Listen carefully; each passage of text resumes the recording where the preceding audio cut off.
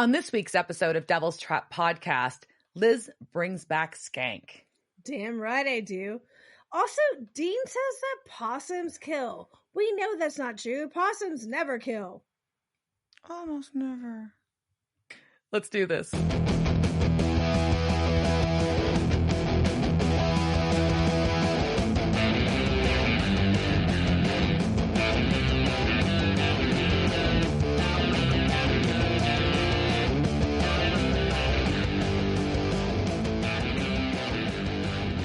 Welcome to this week's episode of Devil's Trap Podcast. We are back with season 6. I'm Diana. I'm Liz. If this is your first time listening to us, hello. Welcome to our sick, sad world. I did not just steal that from Daria. Diana, why don't you tell people what we do here? What do we do here? Because I'm so tired. I don't remember. What do we do? We watch Supernatural episode by episode, and each time, every week, it's new to me. It's my first time watching the episode, while Liz has seen these episodes multiple times at this point. And multiple dozens. I am a fangirl, so I bring that, and then we bring, our spiciness in it. So welcome to, and if it's not your first time, I'm glad you stuck around. Woo-hoo. Yeah. Yay. So season 6 is here. This is our 6th season. We took a week off. Did you spend it doing anything exciting, Diana? I'm gonna file it under no. I mean, all I have is I saw some friends. We had a fun car club party. Other than that, I will share my one tidbit of sad news that I alluded to at our end of our last episode. Or at the end of last season, was that we had to say farewell to one of our doggos, and it's pets are family. That's all I gotta say. So toast the dog of the pod, Ash. He was one of the bestest Cheers. Boy ever. Cheers to Ash the doggo. Mm-hmm. But you also, in addition to that, your other baby, your Duchess, you have been a wrench wielded mad woman. Oh my God. Just grease stains everywhere. Yeah. Totally fucked up my nail polish, but did not break a nail. So, we'll call that a win at this point. I think so. But, we had to, she had been not running well for an extended period of time, and it was becoming more and more concerning. So over the last, week or so, we spent time replaced we had a blown head gasket, replaced the head. Then we were still having cooling issues, so we replaced the radiator, and we had one of the spark plugs wires had burned out, which is really weird and not good. So we had to replace those. So we just dumped some money in, but also got a bunch of new parts and pieces. And knock on wood, I've been driving her the last 2 days, and she seems to be running better than she has in forever. So like a Duchess. Good shit. Yes, Duchess back on the road. Yeah, that was. I've been watching this. It's been a saga from the background, just watching this worked, this didn't work. Oh no, someone please save Duchess. And then I had to sacrifice things to auto gods. I'm not going to tell you what they were. It was gross. I don't want to know. Yeah, I don't want to know. I didn't have to clean it up. So how about yourself? What's up in Liz's world? So I have been doing a lot of what I call panic shopping because, as we have alluded, we will be taking a cruise vacation in a month. Don't come rob our houses. But it's that time where you kind of have to it's shit or get off the pot, because things have to, some things you can't, you're past anything that has to be custom made. So it has to be in stock, it has to ship, and it is do you really want to spend this money? And so it's a lot of, okay, I want this outfit, do I have anything that will suffice? And so going back and forth and just looking, and then getting anxiety looking at the cart. It's so I think that's been my anxiety, which sounds and if that's the main stressor in my life right now, and I'm just gonna say that's just what I'm sticking with. Sure. Yeah. That's what I care about right now, is whether or not I get my clothes for vacation, and I'm sticking to that story. But I'm also very excited because it's season 6. So with season 6 means I get a new companion book. And so this season's companion book, I got it used. I do try and get my books used when I can. There's a lot of things that are out of, that have been printed already. We don't need to waste the trees. And it's cool because someone else had this book. And so this book has like that plastic laminate cover that you only get from a library. And it was, in fact, from a library. It was from the Las Vegas Clark County Library District in Las Vegas, Nevada. You can see their little barcode on there where this got scanned in and people check this out. Like, I really hope the Dewey Decimal code on the back, on the spine. That'd be Let's rad. see if they were Dewey Decimal or if they were Library of Congress. They were Library of Congress. It looks like I see 1992.77. Yep, they followed Library of Congress at the Las Vegas Clark County Library District, and I applaud them because it is a much better system than the Dewey Decimal System. Also, if you look on the cover art of this, if you're watching this on YouTube, if you're not, what's wrong with you? Thanks. Go subscribe, like us, hit that like button, whatever. Yeah, Sam's got like this like snake wrapped around his arm. I've seen that art. Why? And for somebody who knows this season, I will still we'll bring this back up at the end of this season, and we'll see if we can find out a fucking reason that Sam has a snake wrapped around his goddamn arm, except maybe to accentuate a bicep. Because I don't think this has anything to fucking do with the story or the season. Cool. Yes, with also the very high, like, I love like the exposure, the background. It's so good. But I hope somebody at some time read this. Like, unfortunately nobody wrote it. Like, write in your library books so I can find them. No, you're not supposed to write in your library books. No. You're not? No. They didn't tell me that in library school. Not once in library school did they tell me not to write a library book. They didn't tell you that? No. I don't think I believe you. Not in the... For those of you who don't know, part of the curriculum. Also, where I went to school is one of the foremost rare book library schools in the world. They never told me not to write a library book. Anyways. Okay. Are we ready to talk about this? Episode 1. Exile this episode? Street. I'm not, but we will. Diana knows that I put off rewatching this episode as long as I could. I was like, oh wait, I'm off of work. I can just watch it later. And now I know why.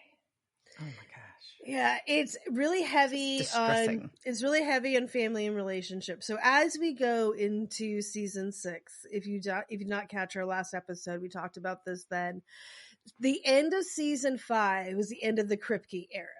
Kripke is done. He still has some input on the show. Like, I don't think he ever like went, I'm like, like, I didn't run away, but it's not his show anymore. His storyline is over. So Sarah Gamble is the main showrunner. So they killed off Lucifer, the last one. So you have to think, so we have a new season, we have a new big bad, but we also have a new head of things are going to be different than they were the past 5 years. Even though Sarah was a part of this, she's not new. She's been writing for them forever, but there's still going to be changes. And there's some things I think definitely I didn't like. So let's jump into this, and we can talk about where pretty much as soon as we start talking about this, you'll be like, oh, like, this is stupid.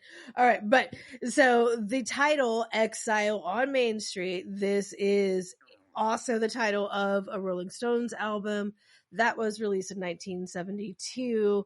There are some thoughts about just the album itself, because it represents at that time, like, it was just deconstructing blues and rock and roll. What some bullshit crap. Oh, like, I don't know. It was a really bad time for the Rolling Stones. Like, Jagger just got married. He had a child. They were going through some shit. Like, I'm not a huge Stones fan, but this was not their best time period. So whatever. So maybe they're saying, like, this was not a great album for the Stones and not a great album for them. Maybe. Yeah, I don't know. Maybe. But this is also the third Supernatural episode that was named after a Rolling Stones album. The other two were episode from season 3, episode 15, Time Is on My Side, and of course season 5's episode 1, Sympathy for the Devil. Yeah. This first aired on September 4th, 2010. It was directed by Phil Sgriccia, so not somebody new, so somebody who has like been around this world before. And it was written by Sarah. So Sarah Gamble is credited for the main writing credits for this. So we like, this is kind of, for me, I feel a lot of this is your chance to come out of the gate, Sarah. Like, I'm sure that was a ton of pressure. Like, oh my God. Sure it was. Can you imagine? Yeah. So we kick off with a 1 year ago recap. And obviously, they're focusing really on on what happened at the end of season 5, which is Samifer jumping into the box with Michael in tow, and really reiterating the promises that he asked Dean to make about not trying to bring him back and to go find Lisa and live life. And visually, we have this in black and white, but also kind of the black and white isn't your typical. They didn't just go monochrome, right? They didn't just we didn't just suck things out. It's a very saturated, I guess, maybe black and white, but already you're like, okay, this is weird. Like just your recap footage is now being shown weird. And it just flips out of it, right? I mean, we don't go from then now, just like, bloop. Alarm clock going off 7 a.m. and it's Dean who looks like he might have been awake before the alarm went off, but anyways, he's in bed with Lisa, and the radio alarm, the alarm clock flips to radio, and it's "Beautiful Loser" by Bob Seger. And we see Lisa wakes up, asks if Dean's okay, and she kisses his hand and gets up. Because he has the face on it. It's the face that I think I look like that in the morning. Just do I have to get out of bed today? Like the alarm is off. Can I just be here? Like I see that look, Dean. Well, and we get a really interesting montage though. Kind of this is really just illustrating, I think, to us the viewer of the lifestyle that Dean is currently living, and that's him making breakfast. And then they show the parallel to he's salting the scrambled eggs, and we see it's like a blue saturated black and it's like a monochrome like black and white, but it's got a blue tint to it. But we see that of him and Sam spreading salt around doorways, and then we get he's loading the toolbox on his pickup truck, but we show a flashback of trunk. Trunk. Yay, trunk. And then we do, different activities. The staking vampires versus nailing a wall. That was funny. Hilarious. That was funny. Yeah. So was the saw thing. The saw I also thought was funny. The saw one, and then they've got him prying a board off, and it's prying open a coffin. Was the other one. So I was like, okay, those are pretty amusing. And then ending the day, or he's got the neighborhood cookout, getting beers out, and Ben's they have part of the scene is Ben is on a stool working in the truck with him, and he's which is adorable. It is he's dressed just like Dean. It's super cute. And also while he's doing his dad night patrol, you can see his neighbors drinking wine at their table, way too close neighbors. Y'all need you should curtains up. You should not be able to see this. This is curtains time. This is really my notes literally say this is too close to have curtains open. Curtains open, or at least have some blinds, something. Yeah. But then as he's going to bed after he does his drinking whiskey, strolling around the house, securing the house for the night, you see under his bed that there is a shotgun and a jar of holy water. Reasonable. I'm not going to tell you what weapons are around my bed, but there are weapons around my bed, right. But so we're showing him living this quote unquote apple pie life that they kept talking about. But you also see all the parallels that either he's seeing, I guess, to his past life. And then you see that he's still guarding his household and protecting and has his equipment ready to go. And I hate it. I hate this montage. I think having like you didn't need the reference to the past.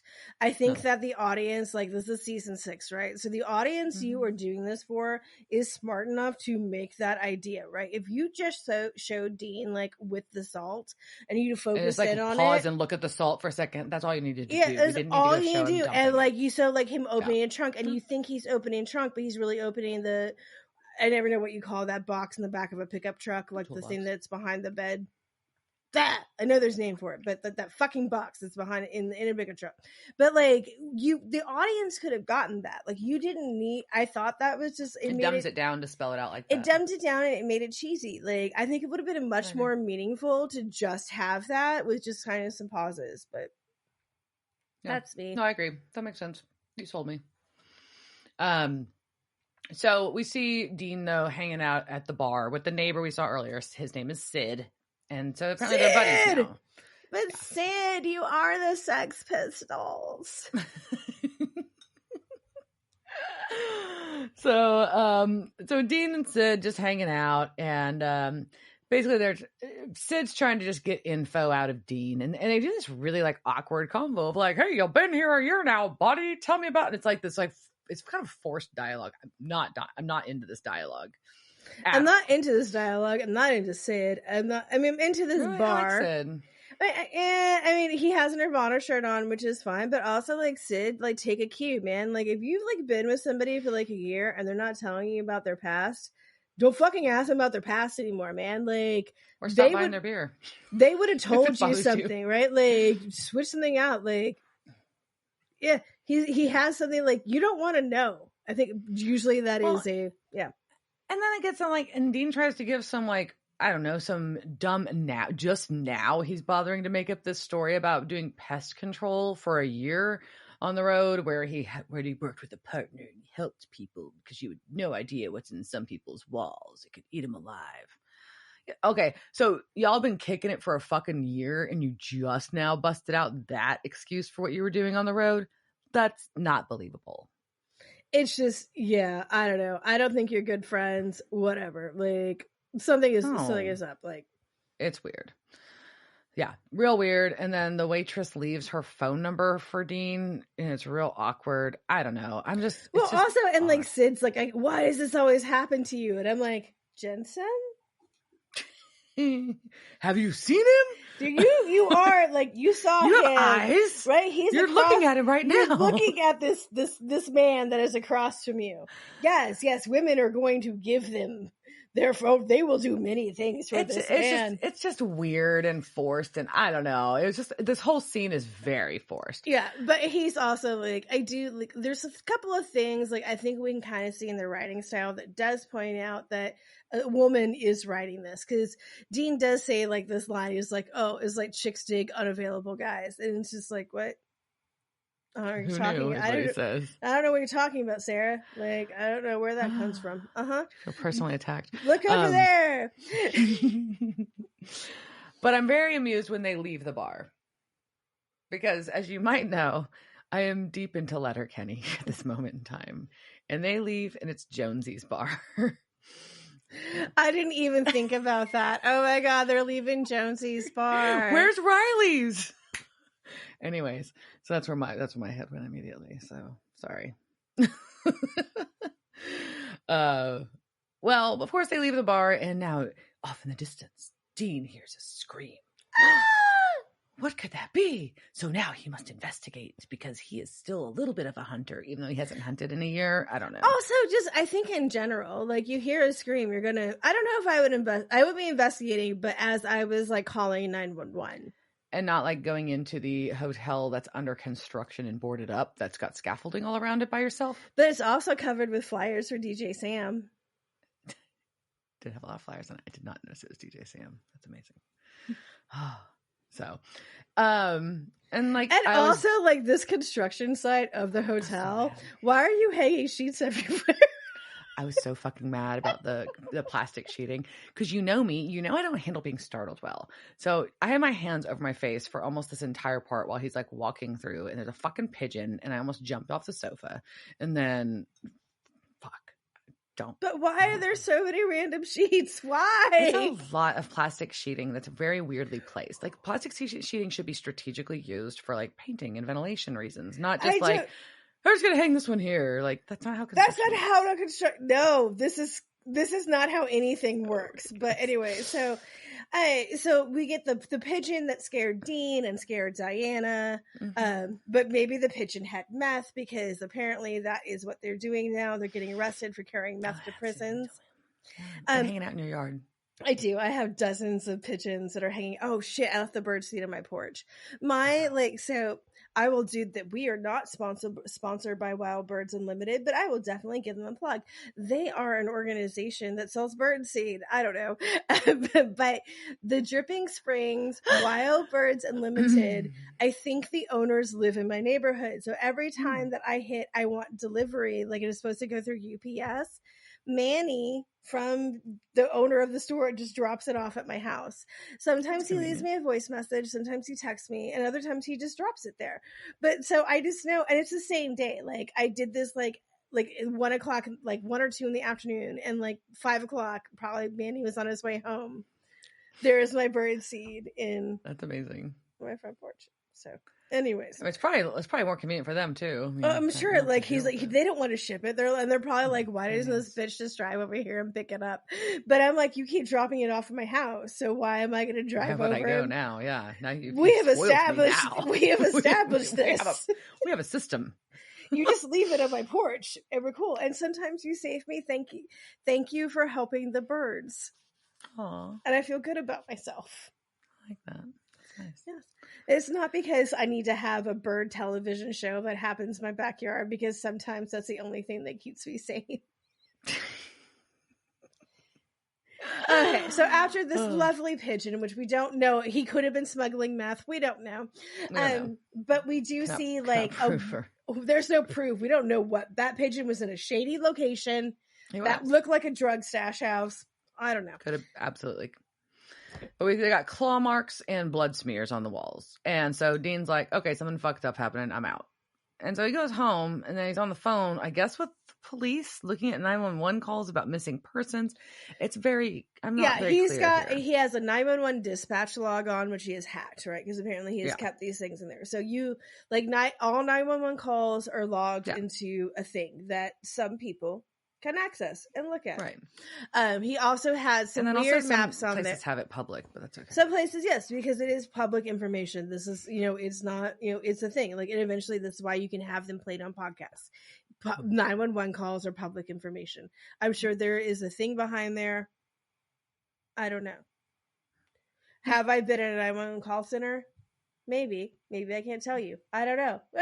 So anyways, so he's looking at that, and he is doing fake cop Dean. So that's what he's doing. He's on there. He's like, I like just making sure there hasn't been any disappearances, things that are going on there. So while he's doing this, Lisa comes down the stairs. And at one point during the filming, apparently she did do this take coming out with the blow up version of Jensen Ackles under her arm. So you rock. I think she's hilarious. But he lies to her and says he was on the phone with Sid scheduling a poker game, and she knows he's lying. Your relationship is unhealthy, and this is gross. Mm-hmm. Yeah. And so they were going to go to bed, and Dean goes to go check the front door, and he reveals there's a devil's trap under the front door mat. Also, note this, I did put note in my notes. This image of Dad Jensen with his shirt untucked, outside of his jeans, bare feet, bourbon in hand, is ridiculously hot. This is lady boner material. Like, there is nobody. Suburban dad Dean is doing. He's taking care of his house, making sure everything. He's just, there's just something about like a man in jeans and bare feet. And when the bare feet aren't disgusting, like his feet looked fine. Like it was just, I liked homey. It was homey. It's like, he looks like a good provider, and that makes we gives us boners. All right, moving on. I will say this is a dysfunctional episode, but I mean, he makes me mad too, but it's a very Dean-centric episode in a good way. Anyways, So we've got it was a good year for Jensen Ackles. Yeah. So we've got, the next day, and he's driving around somewhere and sees claw marks on a telephone pole, and it's in front of some house, and he decides he needs to go there, so he gets a gun. And he's gonna go in Dad the yard. Djinn hasn't bought a fucking holster. Like, you're a dad now. Like, that's what dads do. Like, they go to gun ranges and they buy holsters together at gun shows, right? That's like, true. Yeah. That's what dads in Texas do, at least. And you are a dad from Texas, Jensen Ackles. But anyway, right? Exactly. So he's like some shed, and he opens the door, and he's about to shoot a fucking Yorkie.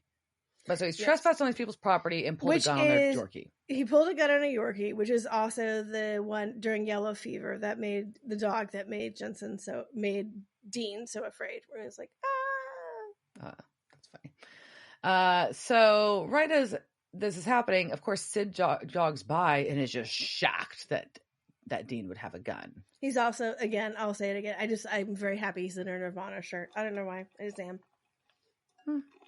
It means like Sid gets some cool points. He's just jogging, like it's not like his proud shirt, like his running shirt, right? So yeah, cool points, Sid. But then Dean tells a lie, because his excuse as to why he was about to shoot this Yorkie is that he thought it was a possum, and he says that it's because possums carry rabies, which is wrong. And then he also said possums kill. Bullshit, now, sir.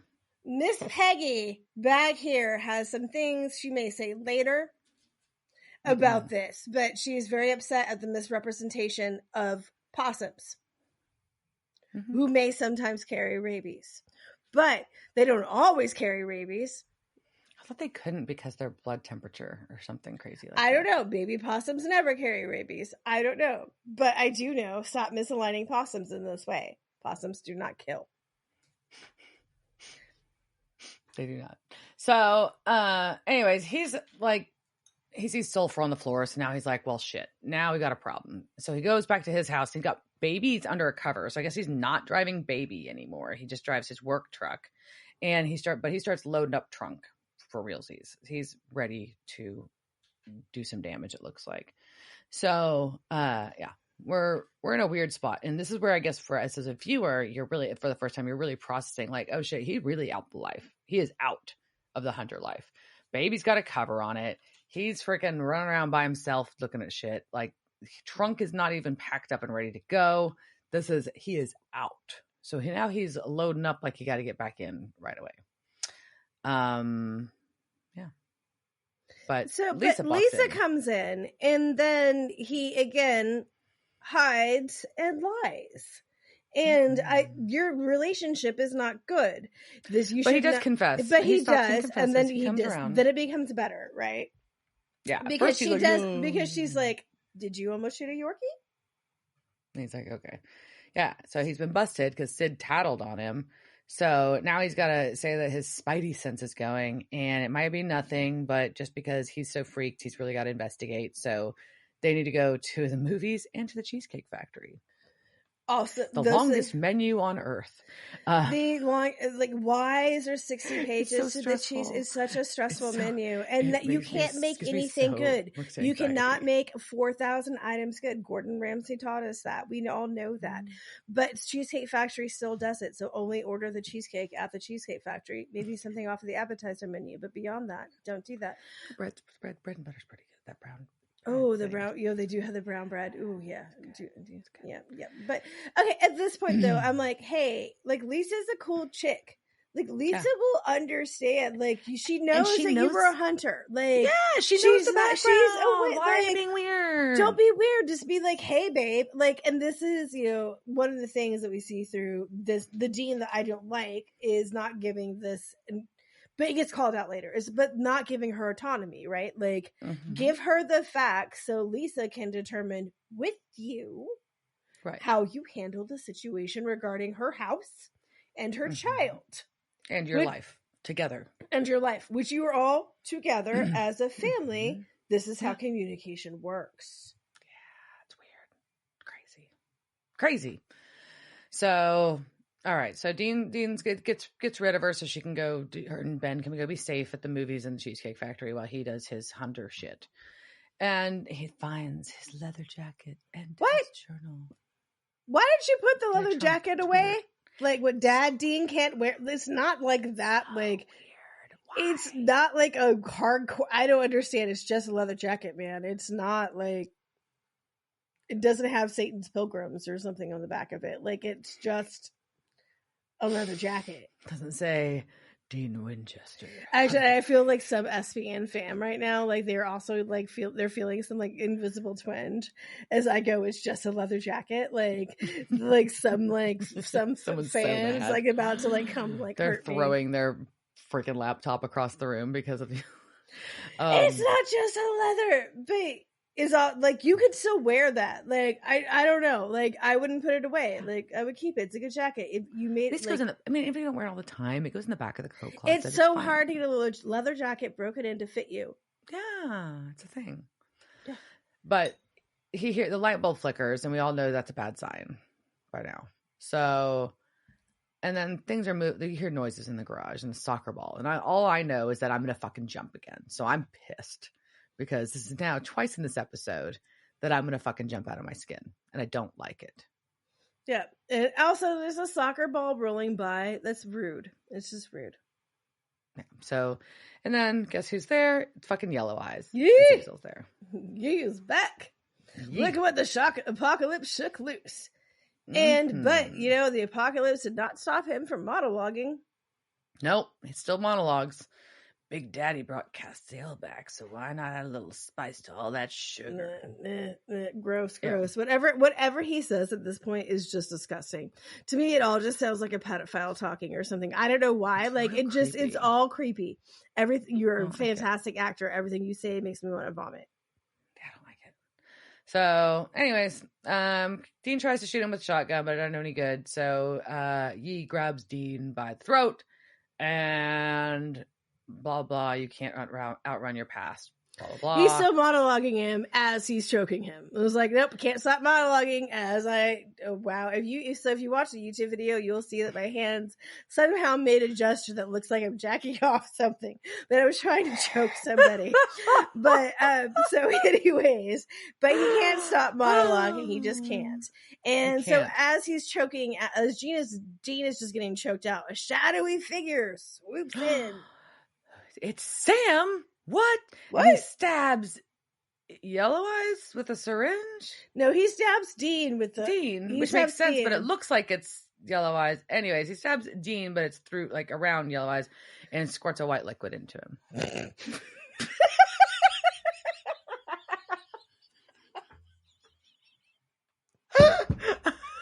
I didn't hear it until I said it. Oh my gosh. You wrote that. Like I did. That is written in your notes. That you didn't even like. Okay. Stabs him with syringe. White liquid. Question mark exclamation. Question mark exclamation. Okay. All right. But it's okay. So what the fuck? It's Sam. So because remember we did end season 5 with a view of Sam standing under the street lamp watching Dean. Yeah, I want you to take like the next explanation of the bits because I want to know like what your opinion is that here's Sam. Like what my opinion was right here, or like just you're watching this, like what your thoughts were. I have to know. Fuck Sam! What a fucking asshole. That's what. Yeah, no. Eventually, we'll get to fuck. This is a whole bunch of dick things, but like, it's all fucking terrible. But like, were you happy to see Sam? Were you surprised? Of course, yeah. No, I was like, oh my god, yay, Sam, he's there. Oh my god. But is it really Sam? Like you're really like unsure if you trust him at this point, because could it be that Lucifer figured a way out of the cage and is out in Sam now and is trying to trick everybody? That's a possibility, and that's one of the things that I'm thinking. Or did he somehow possessed by something else? So I don't trust Sam here, because it's also like, I don't know, when he was being like creepy stalkery outside of Dean's house a year ago. Like, what are you just now showing up and then injecting some shit into Dean? And I don't know, it's just weird. No, it's all fucking weird. And then like Sam is just like going off like nothing. This isn't like. Like, this is okay. But all Yeah. he's doing is just like, I expected a bigger response, right? And he was just like, whether it be a hug or a violent one, it's like he doesn't care which. He just wanted some response.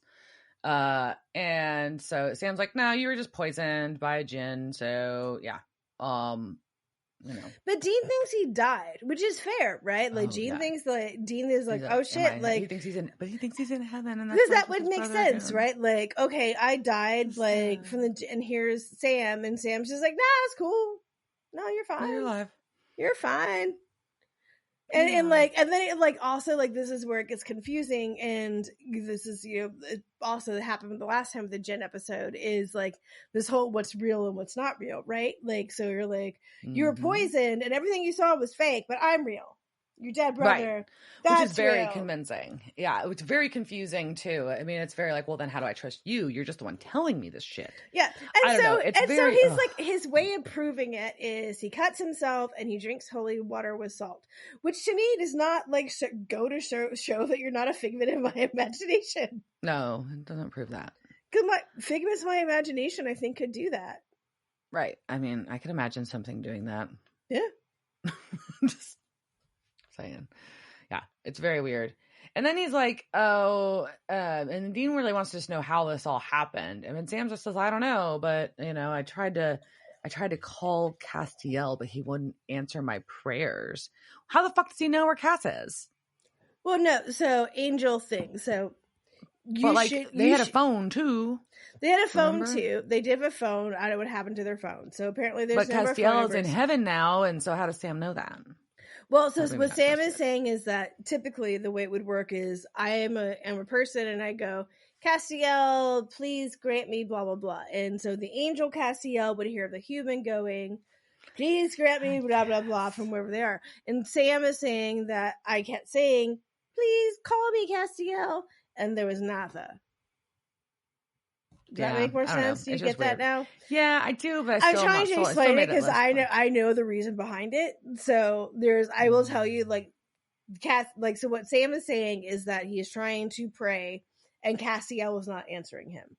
And it should be logically that Sam's prayer should be answered. Castiel should hear them. So there's some reason that this is broken. Yeah. Okay? I don't know. Which also made it more sus to me. Yes, no, this is all very sus. This is extra sus. Extra sus. So sus. And then he's like, yeah, apparently he was down in hell, and then he just woke up in a field by himself in the rain. And then tried to figure out what saved him, but had no leads and looked for weeks. Okay. Looked for weeks for leads. What? And that's when Dean's like, wait, what? How long have you been back? And he's like, about a year. What? So the whole fucking year.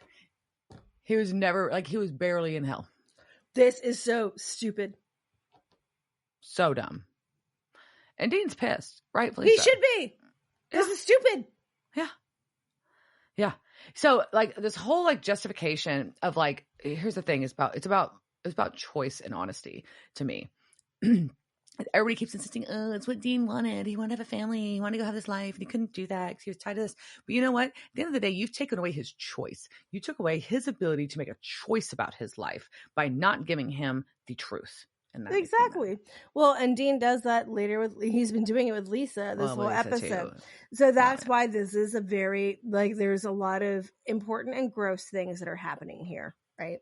Yeah. So we're seeing this we're seeing it's doubly played out, and it's gross, and I don't like it. Stop making me think about feelings. I want to see monsters getting killed.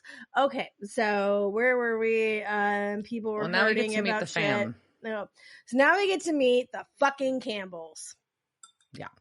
So we've got Gwen Campbell and Christian and Mark Campbell. And Mark, I hate all of you. I hate you. And they're all like basically third cousins-ish to Mary Campbell, aka Mom. Yeah. Guess who else walks in the fucking room? All these cousins. So this is like said, like all of them grew up hunting. So they're not just relatives. They all grew up in their life. They're all fucking hunters. And then, because these weirdos were enough, Samuel, fucking Grandpa, Campbell. Grandpa's here, and Yeah. And he was also supposed to be dead. And they're guessing that whatever brought Sam up from hell brought Samuel down from heaven. That's a fucking like a bullshit like theory. This is not even a theory.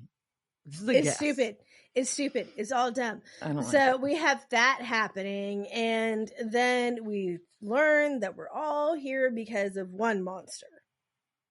The Djinn that they killed a while ago there's revenge being had on the Winchesters, and they are poisoning. The Djinn is poisoning people. Poison Sam first, and then it poisoned Dean. So Dean remembers his lore. And Dean's confused because he's like, but Djinn, I thought they were just cave-dwelling hermit types. But Sam is just like, no. Not anymore. Yeah, these are special Djinn. So all they gotta do is kill you to touch you. Your toxins get in your system, and all of a sudden you're hallucinating your worst nightmares, and then you OD. Mm-hmm. But guess who has a cure? Grandpa Samuel, who just showed up, has a fucking cure. Do you want to say the line? Do you want me to say the line? You can say it. Okay. You say the line. Oh, God, because it's so gross. So Samuel says to the boys, oh, I know a few things. Stick around. I'll show you tricks your daddy never even dreamed of.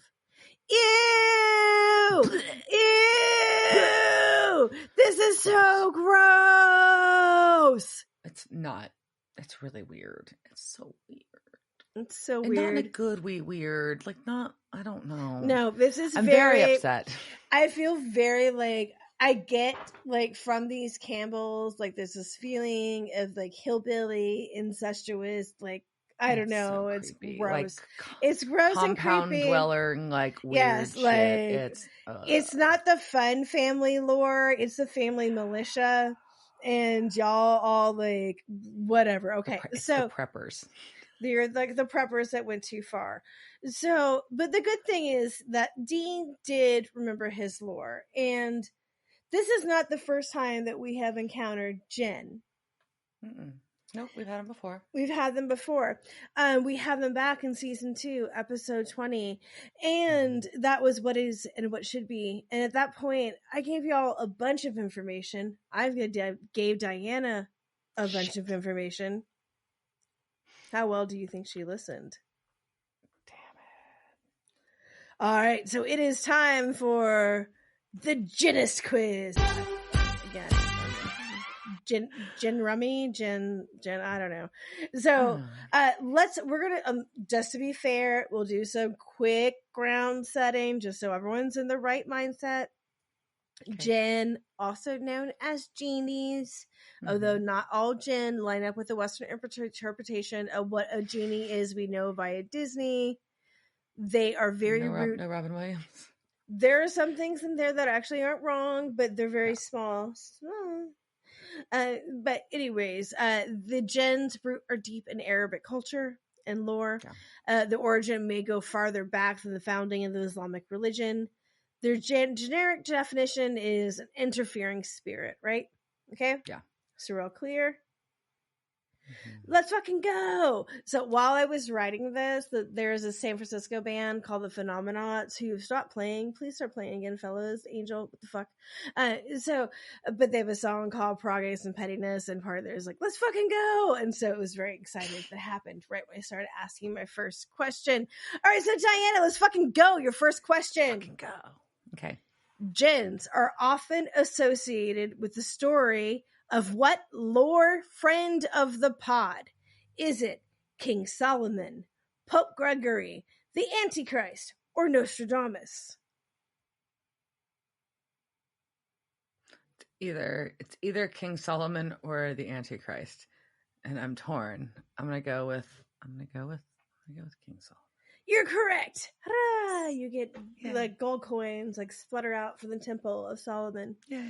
All right. The story of that story with the Djinn and King Solomon is responsible for what Christina Aguilera song. And you're not getting a multiple choice. Genie in a bottle.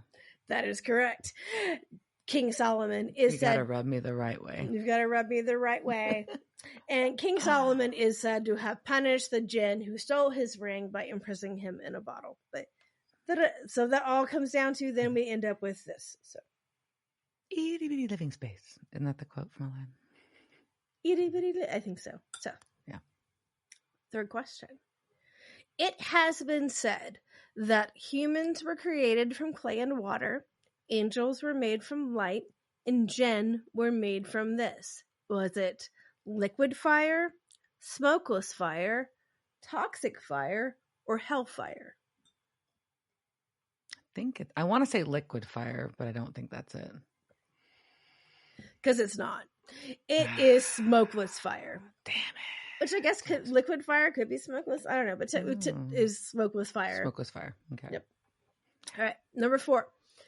Which of these is not a place where you'll likely find a Djinn hanging out? Is it a graveyard, a hashish den, a sun porch, or a bathroom? And once again, that was a graveyard, a hashish den, a sun porch, or a bathroom. I kind of want to go with graveyard. Like, what do they don't have a really use for that, right? If they're interacting with the living. But no, that's hella wrong. They love graveyards. They love impurity and deserts and ruins. And who doesn't love a graveyard? I mean, they're fantastic places. It is a sun porch because then all the light is there, and then it's like nobody likes. It's too bright. And frankly, agreed. I mean, I love a sun porch.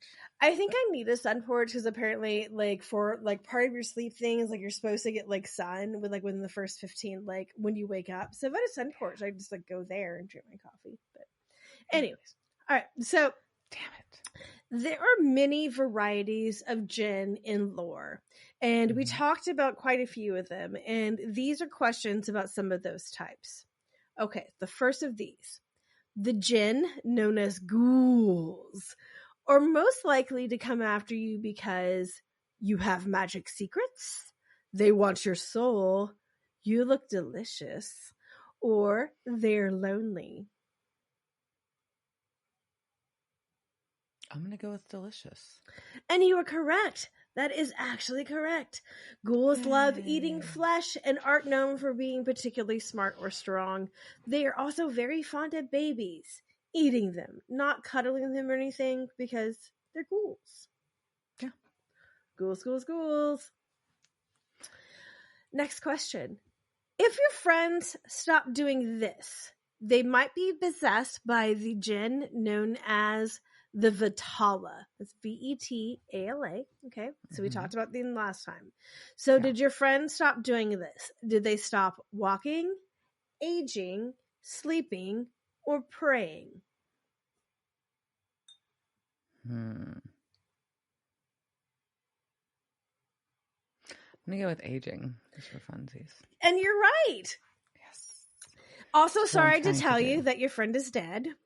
Vetala like to occupy the dead, and so, but while doing so, the corpse doesn't age. So also, they're not always evil. Like, they can do good, they can shapeshift, they can see the future, read minds. This series is fucking writing itself. Netflix, somebody picked this up. Like, like you just, like somebody died, they jumped in there, you don't get to age. Like, oh, so good. So many shenanigans are just afoot. You can be careful, it'll be the next Hollywood trend. Hey. Oh, all right. This is our last question. All right. The genie in Aladdin was most likely a Marid, M-A-R-I-D, the most powerful of the Djinn. They are blue in color, said to represent intelligence and superior age. They are knowledgeable in magic and are also said to have helped kings throughout the ages. But those kings should be careful, as Marid can also be translated to what word in Arabic? Foolish, treacherous. Sorry, I have a speech impediment. Don't shame me. Rebellious or vegan. So it was foolish. God damn it, not giving us anything. Foolish, treacherous, rebellious, or vegan. don't remember, and it's making me mad. I'm going to go with rebellious. And you're correct. Because once they're not they're rebellious, evil, they're hard to be like they are hard to control. Mm-hmm. So the genie that it was in last season, was it last season of What We Do in the Shadows, or was it one before? Wherever that that Nandor had a Djinn, was most likely Merid, although he wasn't blue, but he was really smart and getting gifts. I think that fits with a lot of like, I think the Western lore about a genie, as we would call it, because it's always like, oh yeah, you make your wish, but what is it really like? It's very, they're either super literal or there's some twist on it to make it not quite what you were wishing for. I think that's the way to think about it. Well, and also I think an interesting thing to think about is that, and I forget my own facts that I quoted, but it was something over like in places where you have Islam as the dominant religion. Yeah, belief in Djinn is like 80% of the population, right? So it's something that people think of, like Christians when I think of the Holy Spirit or demons, like it's something that people think of like as part of their daily lives, right? This is the belief that's held. So that was interesting. But yeah. So we're back to these Djinns, which were, and we'll get into we'll meet them later. And so Sam is here, and Sam thinks that these Djinn are after them because they killed that other Djinn back in season 2. Yeah. So now though, Dean's like, WTF, we have to go check on Lisa and Ben right now. And so they peel into the driveway in Sam's car, which is and this is the first time we get the glimpse of it. And then we keep getting peeks, right? And I think at some point we'll get to the full disclosure of his car, but we're just kind of just like, this is nighttime, and just all you see is just this. Yeah. Anyway, so it's his Charger. But what's terrifying is that the house is empty, but the door's open, and the person that I guess Samuel sent to watch the house is dead in the car. That is distressing. That's not good. Yeah. So, but luckily, Lisa and Ben enter then. They had not gotten home yet, and so he's like, all right, pack your fucking bags. So where are they going? Uncle Bobby's. They're going to Uncle Bobby's. And one of the things that gets highlighted during this scene as they're fleeing is this corkboard. And there's this corkboard filled with pictures of Lisa and Ben growing up, and like Dean inserted into like their lives, right? So again, just reinforcing this idea that Dean has actually graduated into this world of normal suburban hell life, where you are you're going to your kids' soccer games, you guys are hanging out, working on your truck, right? So when they show up at Bobby's house, Bobby's not happy because he's like, if you're here, something's wrong. But it's because he answers the door with "damn it," and but he introduces them, Lisa and Ben, to Bobby. And isn't this weird? Well, I love the line though that he sends them upstairs. And he said the TV's broken, but there's plenty of Reader's Digests. By the way, I just have to point that out. And that you should assume the decor is all loaded. Yes. And I think there was a cut line somewhere of like Ben asking what's Reader's Digest, but I don't know where I may have made that up, but in my head I feel like that happened somewhere. But so this year he has not introduced you were having a great family world, right? And so this man who was a father figure of yours, you haven't introduced to the girlfriend and the boy that you're living with. What the fuck? Nope. And then Sam comes around the corner and they just casually say hello because Bobby and Sam have been chilling. They've been fucking in touch. They fucking knew. And they agreed to not tell Dean. So Dean's just left out of the fucking circle. Not cool. Not cool. So is Bobby has he not met Lisa and Ben because he's been avoiding Dean because he didn't want to let him know, but he knows this? Whatever this is, like, Bobby, what you're doing, it sucks. You suck, Bobby, right now. I'm very mad at you. Promised Sam, but it's not okay. But they had a whole thing when they ended the last season. They're not, it's just not going to see each other. I don't know. It's just weird. I don't understand why the Dean and Bobby dynamic goes like, all of this is stupid. And how lonely is that for Dean to have cut himself off from everybody and then them all being back and conspiring to keep a secret from him? Like, how isolating is that? Oh, no. It's isolating as fucked up. Like, me and my therapist would be having a very long conversation about how these people fucked me over and how I was righteously pissed at them. You should be pissed off, Dean. This is not okay. Mm-hmm. Well, I don't understand any of the rationalization. And they all think they all think that their whole excuse is they were doing Dean a fucking favor because Dean got out and had a good life now. So fucking what? That doesn't, just because everything like seems like wouldn't it? Maybe his life would have been better if Bobby had been there and come and visited, or they visited Bobby sometimes. Maybe his life would have been better if Sam was around. Even if it doesn't matter, it doesn't. I mean, I don't understand this at all. Like, none of this makes sense to me. And so Dean's rightfully pissed. And then, of course, Dean spent this time looking through books, trying to find a way out for Sam. And Sam's just like, but you said you weren't going to. I'm like, of course he did. What's wrong with you? Duh. Of course he was looking for a way. So, anyways. So, he and Lisa now have a conversation because now Dean's going to have to be back in it. And that, for some reason, means to Dean that he needs to leave her because you just can't do it. Doesn't mean that. He's going to leave her there, and he is going to say goodbye, and he should have known that he'd get dragged back in, and he's sorry, and you cannot run your past. He repeats to her. Yeah, I don't understand this because Lisa's a cool chick, and Dean needs to lean on her. Lisa's a cool chick. She is an autonomous human being. She can make her own decisions. You're cutting her out of all of these choices about what happens to her son, to her, to her relationship with you. This is a shitty relationship, Dean. And I get it. This is probably everything. This is your first relationship ever. Well, I understand that. Yeah. But she calls him an idiot, rightfully so.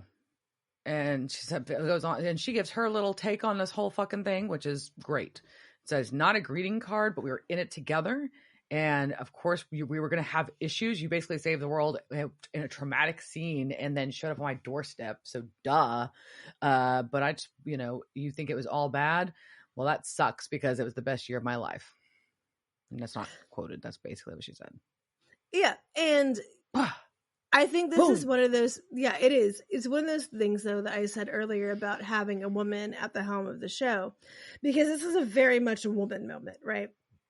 It is something where we understand where, and your partner, he thinks he's walking out because doesn't have to be gender, right? He's like has made up his mind about what is the best thing for her, and doesn't ask her about what she wants to do.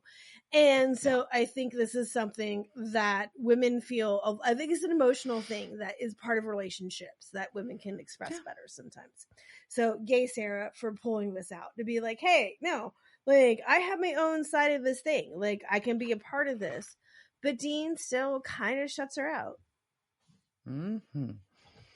So we cut and they leave, and Sam and Dean go back to the flop house that the Campbells have been kicking it at. And basically they're just like, yeah, we don't have a fucking plan. We're just prepping a bunch of supplies. And he's like, well, maybe y'all not be stupid and have me be bait because I know what the fuck I'm doing too. Yeah, so Christian calls Dean out because like, you've been out of the game for a while. Leave it to the professionals. And it's just like, I fucking hate all you Campbells. And Dean's just like, not likable. Right. Not likable at all. But Gwen makes his face like at Dean's like audacity or cheekiness, and I can't tell if she likes it or if she doesn't, because in the next scene we're at the house and she's taunting him over an InStyle magazine. Yeah, she teases him about that, and like I don't know, it's just so weird. We also get frickin' good old Samuel telling stories about how he's, how this is, things have been real weird going on for months. There's all these. Yeah, before that happens, I will say one other thing they taunt them over is Sam taunts Dean over the golf clubs, which obviously will come back into this episode later, but is also funny because Ackles is also a golfer. So that is something that he does. So yeah, so then we cut to Samuel just blowing all the shit up on Dean. And monologuing. Of course and he's monologuing, so I think you're Mary evil. wanted a normal life, blah, blah, blah. You're monologuing. And he's knee deep in half-eaten human hearts and exsanguinated 10-year-olds.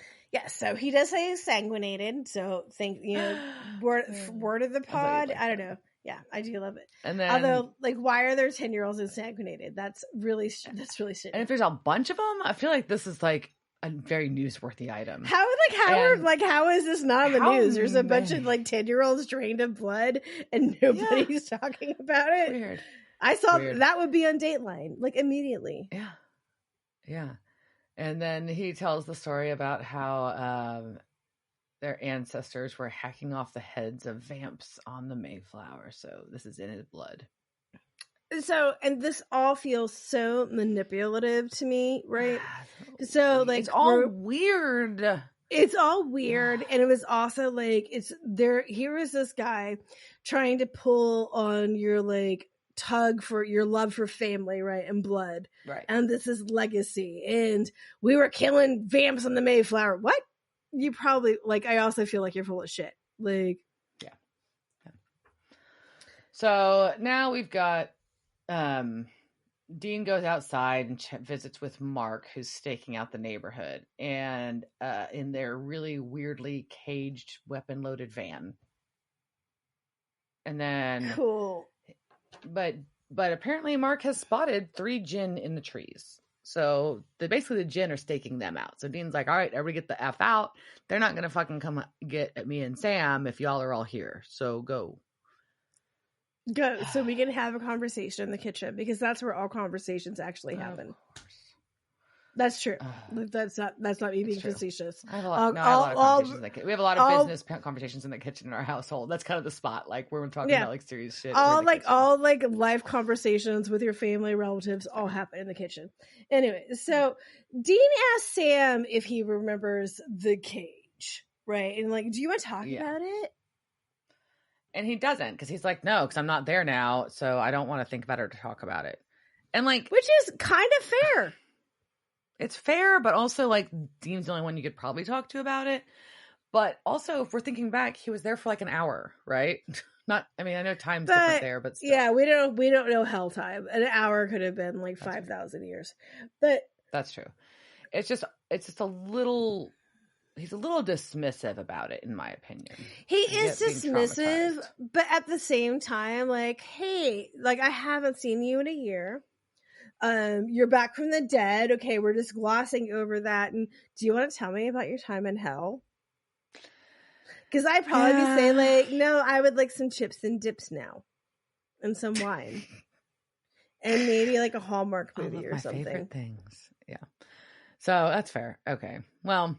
Either way, they look out the window, the creepy window that you shouldn't be able to see your neighbors through that clearly, and we see Sid inappropriately close. Inappropriately close. Those zero lot line houses, man, that's a thing. And they are dying. They are being attacked by Djinn. So I will say, I'm not sure if this goes into, sorry, I just thought about this, into the inappropriately close. They had to search really hard to find, the house that they were going to be in, where they're going to be filming this, what made, the most sense for, the house that Dane and Lisa are living in. But the decision was largely based on the factor of how close it was to the studio, so you weren't that far. So maybe, that part of it was we also want the house next door to be, 5, feet of filming away. Like I said, that's very common with the new developments that are being built. They just have very little space between the houses. I know it's better for the environment the closer we are together, but no, thank you. You have to have more grass so you can have More oxygen or something. Anyways, that's my justification. Sure. We're going to roll with it. And so Dean grabs 2 of the antidote syringes, though. The syringes full of the white antidote fluid. the white goo. And runs over because he's got to go try to save his friends and neighbors. His neighbors. Because he thinks because he wants to save them, and it's his friends. Because Sid is the Sex Pistols. So and he feels like it's his responsibility because the only reason they're being attacked by Djinn is because they're Djinn are after Sam and Dean. Yeah, so fair. Yeah, they're all dying because of you. Good reason. But Sam tries to kind of stop him, but he can't. So Sam grabs the other 2 syringes, but too late. He's already being attacked by a Djinn right there. Very hot Djinn with incredibly growing tattoos. Yeah, he's bald, and as he's getting ready, he's getting like juiced up to poison, kill, do his Djinn thing to Sam. His tattoos appear. I like it. And so Sam has to use a floor lamp to keep him away. So then we went to the four lamp battle. Floor lamp fight. Oh, because we got to get some distance, man. Because if he touches you, you're poisoned. That's all you got to do is touch you. Yeah, thank God they got funny. That floor lamp from, God damn it. That joke would have been funny if I was able to say Wayfair really faster. But God damn it. Ah! Anyways, okay. Where's Kelly Clarkson in this ad? Kelly Clarkson's the Djinn, because that's what my notes say next. I don't know. There we go. So Dean makes it over and is trying to save Sid and his wife. And the wife is dead. We don't know what Sid is. Dead. Yeah, wife is like clearly dead. He's like rolling over Sid. We don't know what he is. And Sam and the Djinn are fighting, but then one of the Djinn grabs Dean, and she steps on the syringe. No, you skank. And I've determined that she is now referred to as the skank Djinn. I told you many seasons ago we're bringing back the word skank. This is where it is. All right, the skank. Yeah, and yeah, she wants to make it his last trip, so it's a double dose, and her tattoos flare big time. Because she was going to kill him, but it'll go fast because she's mad. She big revenge mad. And I also want, I want to know I'm sure someone did this, but I want to know her revenge arc, because this is happening for her since season 2, right? So in season 2, someone killed her dad. So she and her brother and this third guy, we don't know who he is, Alfonso, whatever the fuck his name is, like they have been on this quest to find Sam and Dean. And this is where their story ends. And she is like here and she gets to say like her revenge line, right? She's got her hand on his face. It's like, that's for our father, you son of a bitch. And like in her head for the past since season 2, she's been waiting. That's for our father, you son of a bitch. Yeah. And he's not dead. No. But she's a skank. So. Yeah. And Dean's getting crazy black veins in his face from the Djinn poisoning. And he collapses. And then Sam, back at the other house, Sam is beating the Djinn with a golf club. Again, I told you the golf clubs were going to come back. So yes, he is. The golf clubs are a very good weapon, right? And I kind of like, it's a good blunt. Kind of sad I don't golf just to have like them on hand, but yeah. But both the Djinn are there now. So like he's got the hot Djinn down, but we've got Djinn Alfonso, female, whatever that I just named. We've got Skank Djinn and Alfonso. Well, they're bald Djinn is down. Not bald Djinn and Skank Djinn are there, right? Is that a good? Yeah. Or Alfonso. His name is Alfonso. I don't care. So. Well, Dean's real fucked up on the Djinn juice now, though, and on the Djinn juice, like his Grey Goose. Mm-hmm. And so he's seeing shit. He is hallucinating. He sees Lisa and Ben walking up to the house with Djinn waiting. He sees Yellow Eyes. He's there. What's real? We don't know what's real. And then a Djinn disguised as Sid. And then he wakes up in Ben's bed. And then we get the really, really, really disturbing scene as he wakes up and he sees Yellow Eyes. He's at the door. and slams Lisa against the wall, and he's feeding Ben his blood. And Lisa she's in that horrible fucking white nightgown that all these bitches have to wear. And she's on the ceiling, and Yi is freaking telling a story again. And then she bursts into flames and is bleeding on the ceiling. But is also really feeding into what is probably Dean's greatest fear, that something is coming for Ben, because something is coming for this one, and he can't stop it. Right. So I think this is going to start feeding into Dean's decisions, right? So we go through like the nightmares of Lisa burning on the ceiling, and we cut back to Sam in the golf club, but he loses his golf club. Yeah. So Samuel luckily is there though, and he gets Sam to go get Dean from the house. Well, after he stabs him, the Djinn. So he stabs the Djinn. So Grandpa stabs and kills one. Grandpa stabs the Djinn, and he's like, "Go out to Dean. I've got the skank." Alfonso is down. But as soon as Sam leaves, for some reason, they're not killing the skank. They are capturing her and taking her away before our Winchester brothers know. So something sketch is going on. This is fucking Campbells. This is creepy as fuck. They are sus. They are binding up women with belts and bags over their heads and throwing them in a van.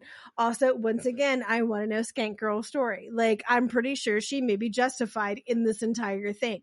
You killed her father. She is after you in revenge. Yeah. But it's a big what the fuck, because we don't know what Samuel and the Campbells are up to. We don't know, and we don't know. All we know is that now we cut to Sam and Dean, and they're walking through the house, and Sam has an excuse for where the others are. Oh, they left. They left. They were in a hurry. I'm gonna go meet them at the flop house. And are you gonna come with me, Dean? And Dean's like, no, I'm gonna go see Lisa and Ben. I'm going to get my girlfriend and her son. Duh. Because I changed my fucking mind. But now Sam's like, well, I don't know if you can have that life now. I mean, you're going to be putting them in danger. The fuck, Sam? That's a shitty thing to say. And Dean's like, yeah, without me, they're unprotected as hell. I made them vulnerable and I can't undo that, but the best option is for me to be with them then.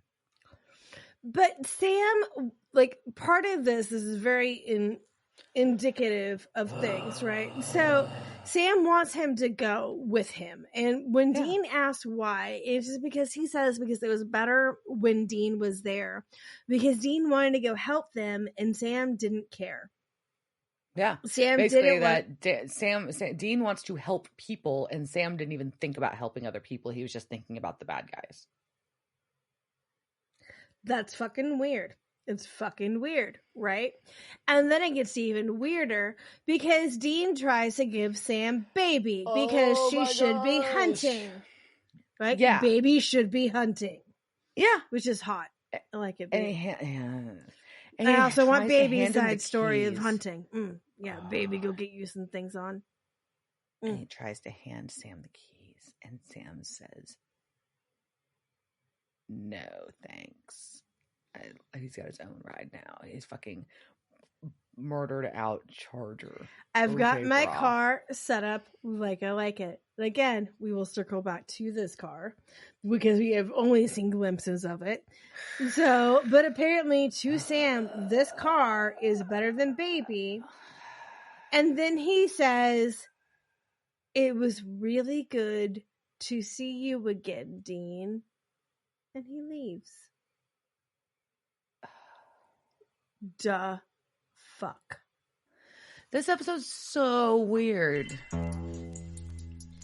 It's so weird and upsetting, and we will break it all down, but I think first you may have some things to go over on our casting couch.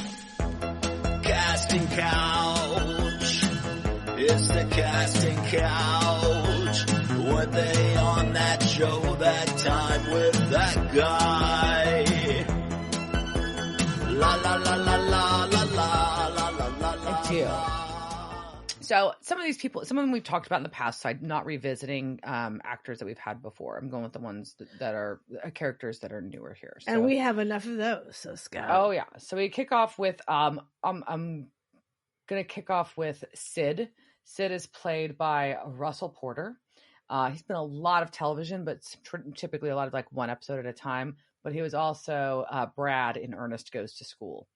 Then we've got our Campbells. We've got Gwen, is played by Jessica Heafy. Lots of TV, movies, a lot of Canadian television, and a lot of single episodes of other television. And then recently, you may have seen her in episodes of Arrow. Christian Campbell is played by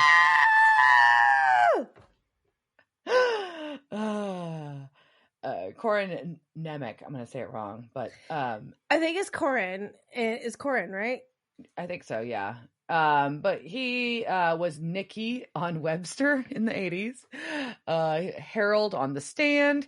He was in Operation Dumbo Drop. He was Derek on 90210.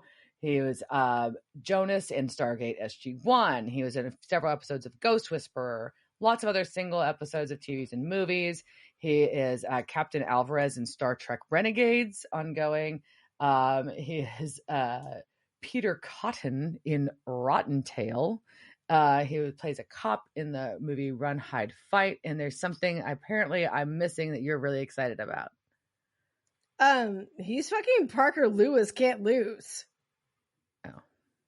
How did you live in the 90s without Parker Lewis Can't Lose? Holy shit. Oh my God. Okay, so Parker Lewis Can't Lose was just like this. I can't even explain it. It was this Fox sitcom. Like, I don't, like, it was like 3 years long. It was like this weird, like, nerd girl.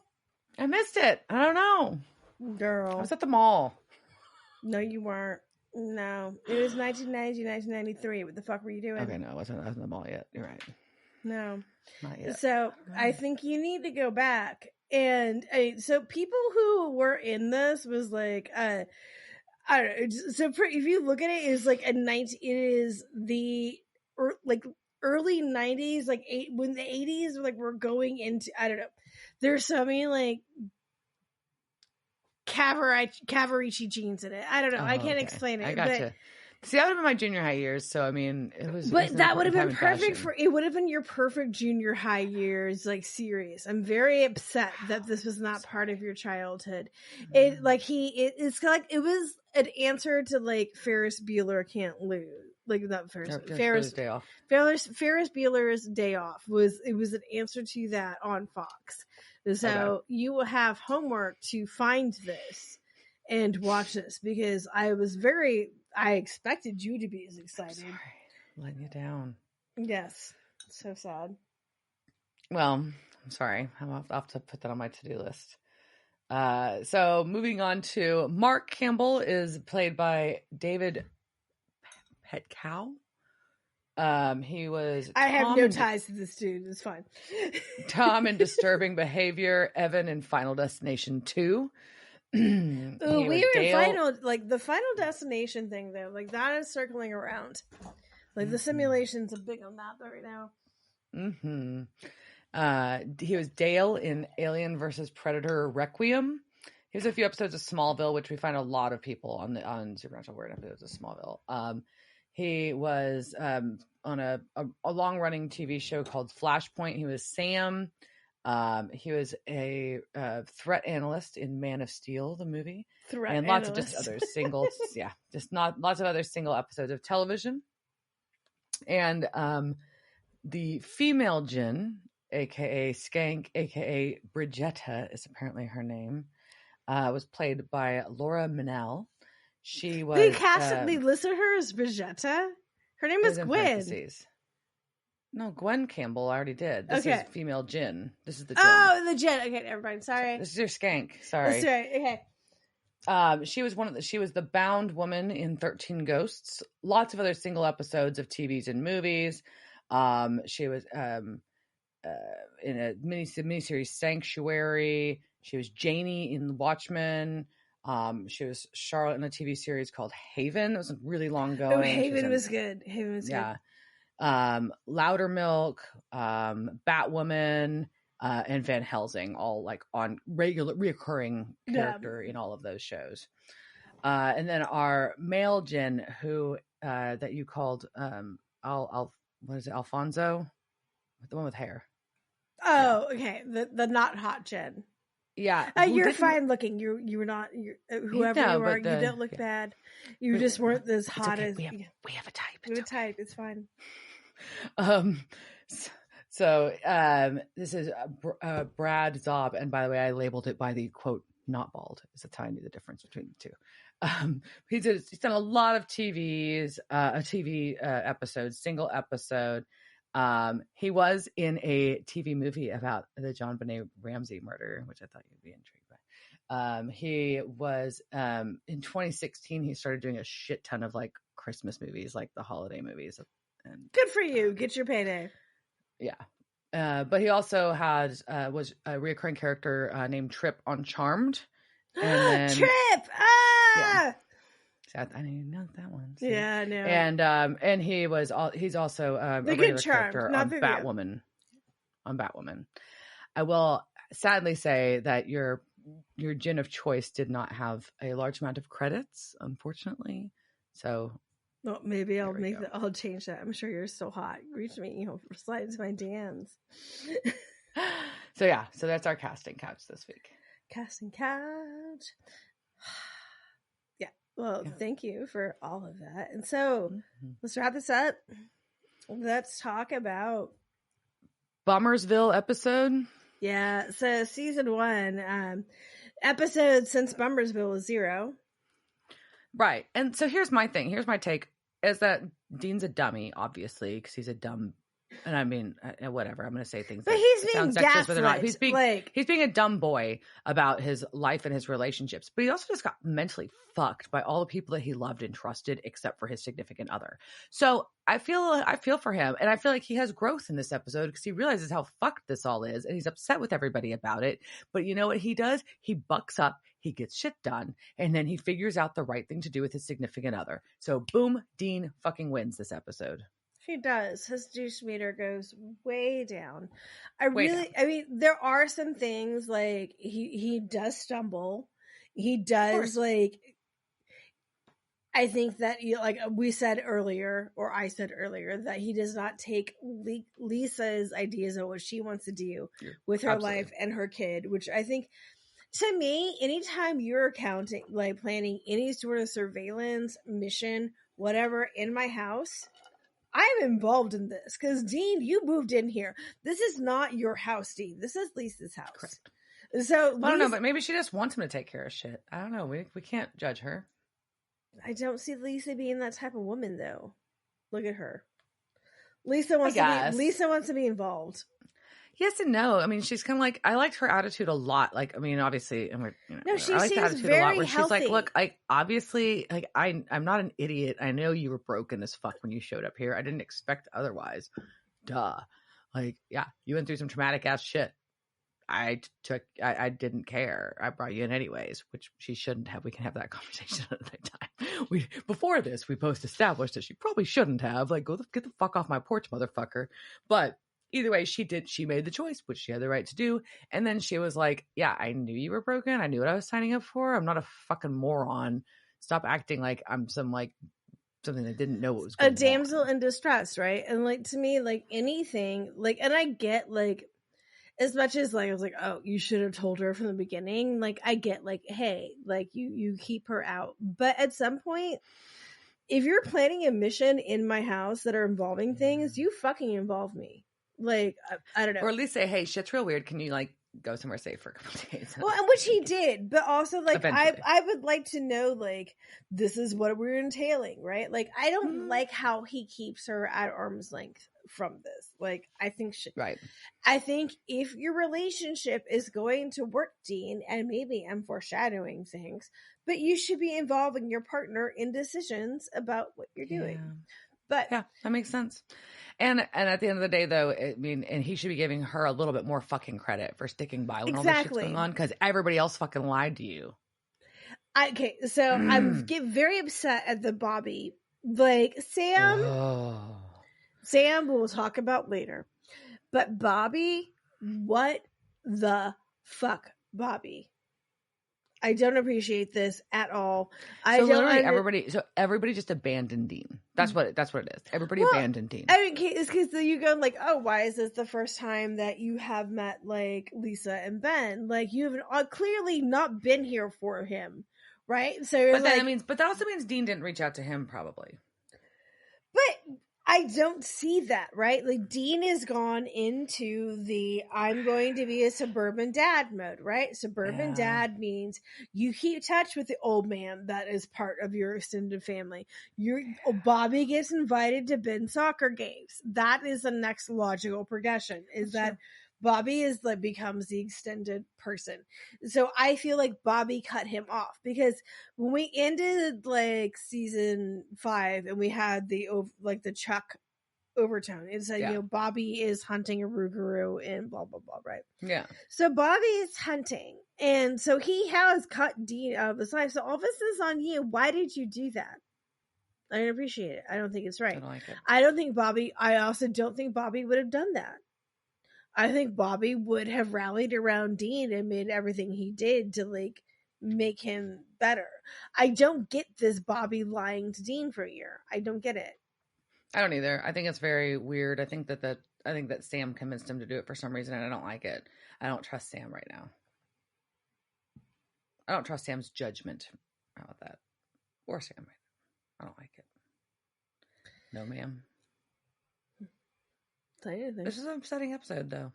No, it was a very upsetting way to start the season. Yeah. Very bizarre. Mm-hmm. Yep. So with that, I think we have torn this apart as much as we can. It was a lot. Mm-hmm. But cheers, jerk. Cheers, bitch. Devil's Trap Podcast is a Don't Get It production. Meow. Devil's Trap Podcast is part of the Ship It Studios Podcast Network. Thanks for listening to this week's episode of Devil's Trap Podcast. You can follow us on Instagram at Devil's Trap Podcast, Twitter at Devil's Trap Pod, or you can email us at devilstrap@devilstrappodcast.com. Don't forget to subscribe, leave reviews, and share with all your friends. We're at all your favorite podcast outlets and at devilstrappodcast.com. I'm Babe. Thanks for tuning in, and we'll see you next time.